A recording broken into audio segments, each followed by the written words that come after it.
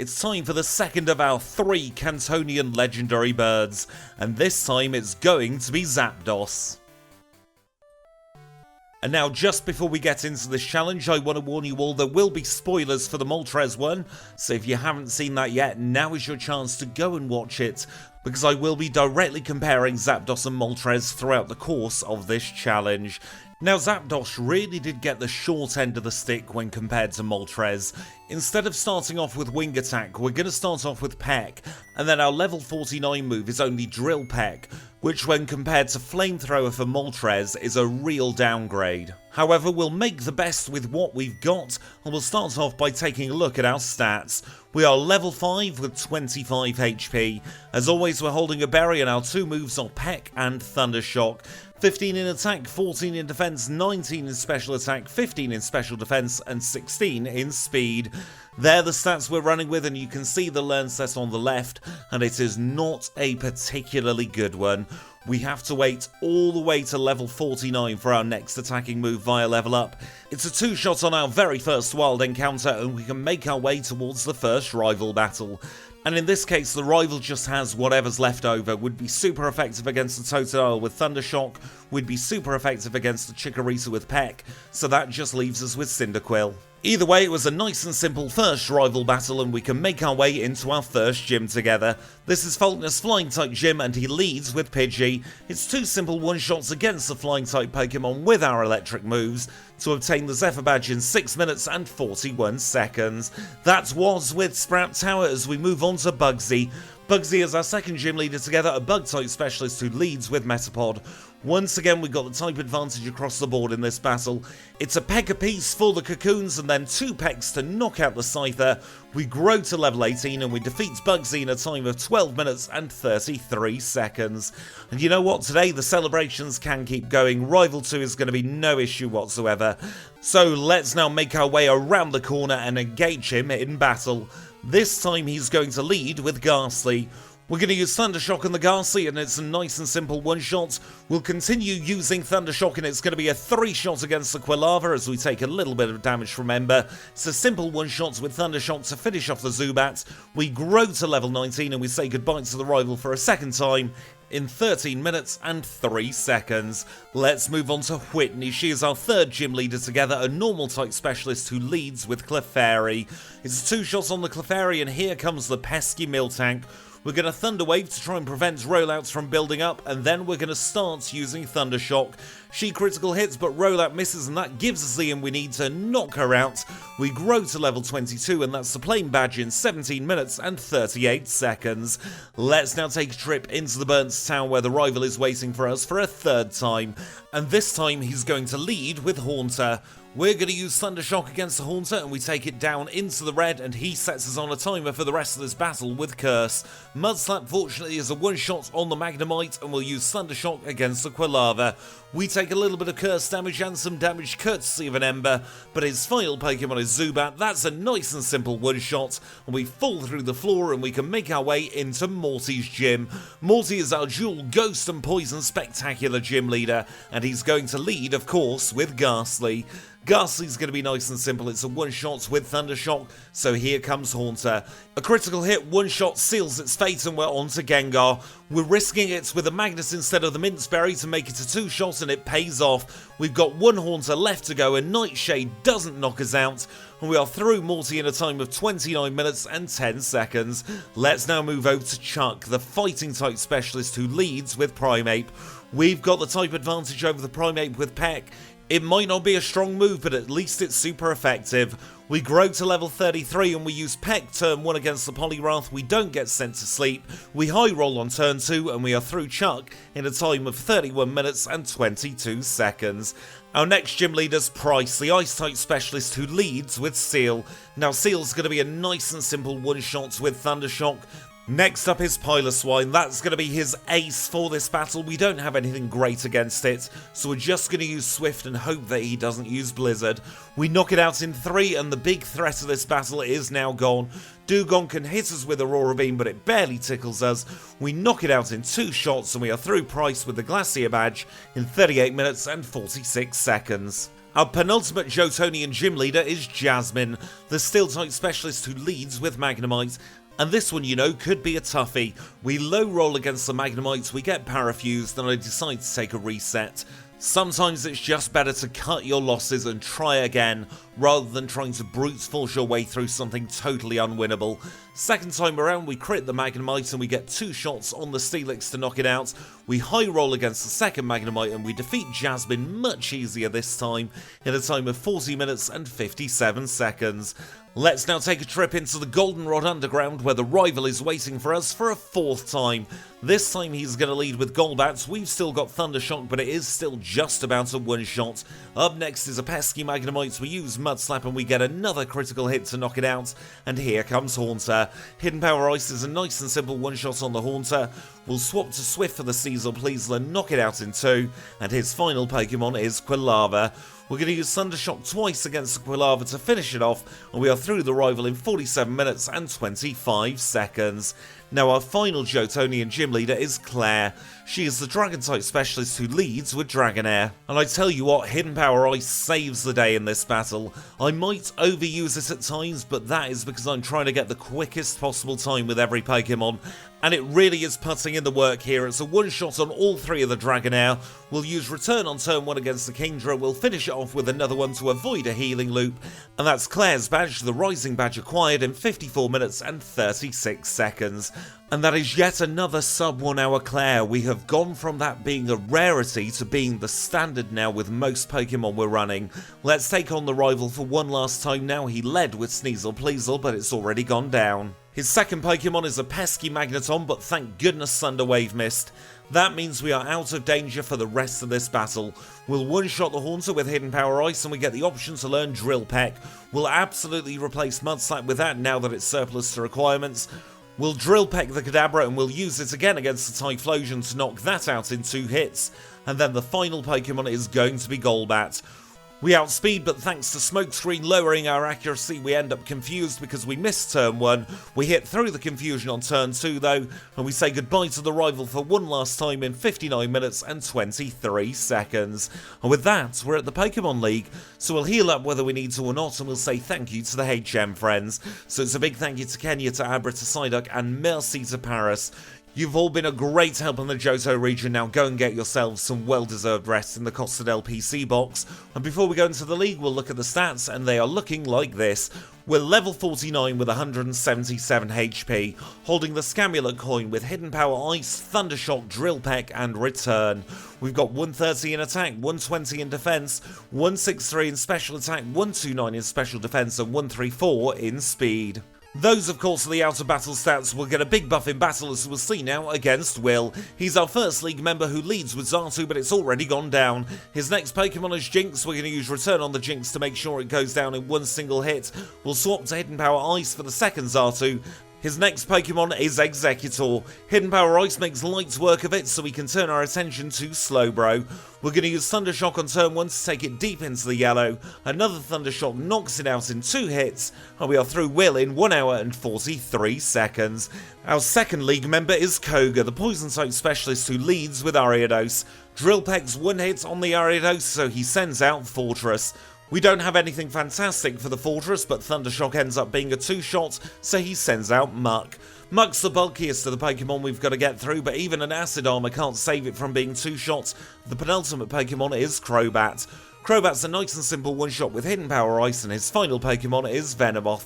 We're going to use Drill Peck against the Venomoth to knock it out in 1, and we're through Koga in 1 hour, 1 minute and 21 seconds. The third league member is Bruno. He's the fighting-type specialist who leads with Hitmontop. Thank goodness we've just learnt Drill Peck, because this makes this battle incredibly easy. We'll swap to Hidden Power Ice for the Onix, because that's a guaranteed one-shot, and then we'll just Drill Peck everything else. Let's see if it's going to be a one-shot on Machamp, and the answer is a resounding yes. That is the big threat of this battle all taken care of, and we are through Bruno in 1 hour, 1 minute and 53 seconds. Now it's time for the peskiest of them all. It's time for Karen, who leads with Umbreon. We get Sand Attacks, and it's a 2-shot on the Umbreon to knock it out, and here comes Gengar. Drill Peck isn't quite a one-shot, and that means we're on a clock for the rest of this battle. Up third is Houndoom. We're going to take a lot of damage from Flamethrower as we don't quite one-shot with Drill Peck. Karen gets caught in a healing loop and we take it deep into the red, but we're only on 39 HP for the rest of this battle. Hidden Power Ice makes light work of the Murkrow though, and it's just Vileplume left to go. We get a good accuracy roll and Drill Peck connects and we defeat Karen once and for all in a time of 1 hour, 2 minutes and 44 seconds. There's now only one obstacle between us and the Hall of Fame. It's time for Lance, the liar with the flyers, and he's going to lead with Gyarados. Thundershock might be bad, but it's still a one-shot against the Gyarados, so he sends out Dragonite's number 1. So one shot on Dragonite number 1 with Hidden Power Ice, and it's exactly the same against his second one too. Aerodactyl is not proving to be a Scarodactyl in this one as we one-shot it with Hidden Power Ice. We'll continue the same against the level 50 Dragonite, and his final Pokemon is Charizard. For the Charizard, we're going to use a Drill Peck to take it deep into the yellow. We'll use one last one to knock it out, and we are through Lance in a time of 1 hour, 3 minutes and 33 seconds. And that gives us our final Hall of Fame time of 1 hour, 3 minutes and 49 seconds. The bad news for Zapdos is we're currently 8 minutes behind Moltres, but this is only half the story. There's another 8 gym badges plus the red fight left to come, so don't you dare go anywhere. Kanto is next. And we rejoin the action here in Vermilion City, where the first thing we do in Kanto is the last thing we do in Johto. We're going to get another rare candy, this time from the chairman of the Pokemon Fan Club. And with that safely tucked away in our bag for another challenge, I am more than pleased to say that Zapdos is more than capable of taking on our standard Kantonian routing. So we'll start at Surge, then make our way to Erica, we'll cycle down to Janine, we'll take out Sabrina and Misty and finish off with Brock, Blaine and Blue. And talking of Blue, if you do want to skip ahead to the Blue fight, it's going to be starting at around about 14 minutes and 23 seconds. And for everybody else, if you want to stick around, let's sit back, relax and have our standard Kantonian chat. And in this one, we're going to talk a little bit about the channel again. Now, I'm sure I've mentioned this before, but I don't think I've ever been this inspired to create content for the channel, but that does come with its own drawbacks. A large part of the reason why we're at 3 videos a week again is because we didn't have time in the schedule for all these new series that are starting up. Just by virtue of having a limited number of Pokemon available, and the fact I don't want to do that many redos in quick succession, it means that the main run series is going to be wrapping up. Because out of the 139 Pokemon that are available for the main series leaderboard, we've only actually got 45 challenges left to go, and a lot of them are going to be particularly tricky ones, so they're going to be longer videos than what we're having at the moment, and that meant I did need to get some extra series going to make sure I could still fit at 2 videos a week. Now I will say I didn't expect to be as inspired by Generation 3 as I was. I was initially planning on keeping it at a fortnightly series, however from January that's going up to once a week, so we'll be alternating weeks with Fire Red and Emerald. However, what that has done is it's reduced the number of slots available I've got for things like backports, because the end of the line at the moment is still planned to be a fortnightly series, and then because I want to start in the middle in January as well, that means we're then down to just 1 slot a week. And then if we use that 1 spare slot a week for a main series challenge, we're going to be out of main series original runs by the time we get to this point next year, and for me that really is a daunting prospect. The fact that we will then have a time for every single evolved Pokemon in Pokemon Crystal is A, remarkable, but B, incredibly scary, because that's got me thinking, what on earth do we do with content after we've completed the main series? Because as fun as redos are, they don't quite have the magic of an original main series run. So I have decided that in the new year we're probably not going to be getting a weekly main series run. We'll still be getting a couple of main series challenges every single month in the new year, but we are going to be shifting our focus away from the main series and onto different challenges such as the Backport leaderboard, which is starting to fill out very nicely. We're also going to be thinking about starting the Little Cup as well. That's going to be the hardest series to produce, so it's not going to get a regular time slot, but at the same time I think it will be a lot of fun. But now let's rejoin the action here at Blue. He is our final gym leader together. He is a mixed type specialist who leads with Pidgeot. We're going to use Thunderbolt on the Pidgeot and we knock it out in 1 shot. Up next is Rhydon. We're going to use Hidden Power and that's a nice and simple 1 shot as well. We grow to level 60 and out comes Alakazam. Drill Peck makes light work of the Alakazam and his next Pokemon is Arcanine. We'll use Thunderbolt against the Arcanine to take it deep into the red and he gets caught in a healing loop. And we might as well exhaust Blue's supplies of full restores on a relatively harmless Pokemon like Arcanine. We finish it off in 2 shots and his penultimate Pokemon is Exeggutor. We've got Drill Peck for Exeggutor and that's a simple 1-shot. His final Pokemon is Thunderbolt. We knock it out in 1. We are barely shy of level 61 and we are through Blue in a time of 1:18:38. Now, before taking on Red, we're actually going to go into the Viridian Trainer House.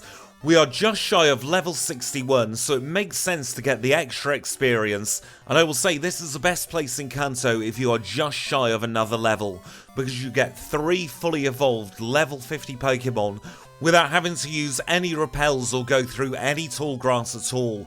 We grow to level 61 against the Typhlosion and we learn Light Screen. We've got 1 final Pokemon left to go with Feraligatr. We knock it out in 1 Thunderbolt and we are through Cal in a time of 1:19:44. And then around about a minute later we end up in front of Red. He is our final trainer of the challenge and he's going to lead with Pikachu. We'll use Return against Pikachu and our first problem is that is not a 1-shot. We do knock it out in 2 though and we are on to the Espeon. Thunderbolt takes it deep into the yellow, but we take a lot of damage from Psychic, and in fact it's so much that I decide to take a reset. The reset didn't tick over on this one, but it does resync a little bit later on. We're back into the healing loop with Red's Pikachu, and this really is sapping away at our time. Not being able to one-shot Pikachu is a huge waste of time in the Red battle. We get through it again though, and we get to see how bad the Espeon's going to be. I mistimed the Light Screen here and it ends up failing. But it didn't matter too much because Espeon just used Reflect itself. It's now a 2-shot on the Espeon with Thunderbolt, and we are comfortably in the green as the Snorlax comes out. We're going to use Thunderbolt and we are going to hope for the Paralysis. A Paralysis or a critical hit is the best option here. We get the Paralysis and then we get to Drill Pecking. Unfortunately for us, Snorlax does not miss a single turn, and we are in a very bad way as the Blastoise comes out. We use Thunderbolt against the Blastoise and we take it deep into the red, Blizzard misses and we knock it out on turn 2. We grow to level 62 and here comes Charizard. We're going to use Thunderbolt against Charizard, but it is not a 1-shot and we get knocked out by Flamethrower. I relent at this point, let's use our first 3 rare candies. We're now up to level 64. It's still not a 1-shot against the Pikachu, so we still have to contend with this pesky healing loop. We do, however, manage to get a Light Screen up in this time, and that means Thunder is barely tickling us at all. We get the Pikachu deep into the red one last time and we knock it out, and here comes Espeon. We know the Light Screen is up, so we're going to go straight for Thunderbolt. Psychic barely tickles us, and we knock out the Espeon in 2. Our third Pokemon, of course, is this pesky Snorlax. This really is going to be the thorn in our side. We get paralysed and I decide let's just use another 3 rare candies. We're now up to level 67, let's see how well we do this time. And one thing I have really noticed as a common theme throughout challenges lately is we get one good initial battle and then we struggle for ages until we get that same luck and breakthrough. We saw it with Lorelei in the last challenge and we're seeing it again now. At a lower level we did very well to get through onto the Charizard, but every reset since we have struggled at the Snorlax. There is very little we can do to actually get past this thing, barring paralysing it and hoping for the best. Because we do not want to risk taking body slams to the face, because A, they hit hard, and B, there's a chance of paralysis on ourselves. And clearly level 67 was not the answer, so we're going to use our final 4 rare candies. We're now up to level 71, let's see how we do. We set up Light Screen on turn 1, and Pikachu is at long last a 1-shot. We're on to the Espeon and it uses Psychic instead of Reflect. That is huge because that means we can now use our physical attack as well as our special attacks against the Snorlax. We fish for a paralysis on turn 1, but it doesn't quite happen. But then we critical hit with Drill Peck to take it deep into the red. We finish it off and now we're in the best place we have been for the Blastoise. Just in case of any low rolls, we're going to set up a Light Screen so we don't get hit hard by Blizzard or Flamethrower. We get through the Blastoise in 1 though, and we Thunderbolt the Charizard to knock it out in 1 hit as well. That just leaves Venusaur left to go. We use Drill Peck, we take it deep into the red on turn 1. We knock it out on turn 2 and we are through red in a time of 1 hour 25 minutes and 9 seconds. And considering the truly atrocious level up learn set, I am very happy with that time. It's definitely nowhere comparable to Moltres' time, but it is still good enough to get us into 17th place, 4 seconds behind Aerodactyl and 1 second ahead of Ipom. That is a very respectable time for Zapdos. Sudowoodo's now pushed down into 50th place and the original Ursaring is now heading up page 3. Down at the bottom end of page 3 we now have a new Pokemon dangling precariously in the drop zone. That is Gyarados with a 219.54 and Executor gets pushed onto page 4. We've almost got our first full row on page 4. Poor Shuckle is still down in last place, and as for the front page, there's no change. It's still our trio of birds in 1st, 2nd and 3rd, and the digital bird in 10th spot. But with that, we are done. So I really hope you've enjoyed this one. If you have, make sure to leave it a like. If you want to see more just like this, then click the subscribe button. And until next time when it's one not to be missed because it's Kyogre's backporting Crystal, I'll say thank you all so much for watching and I'll see you all very soon.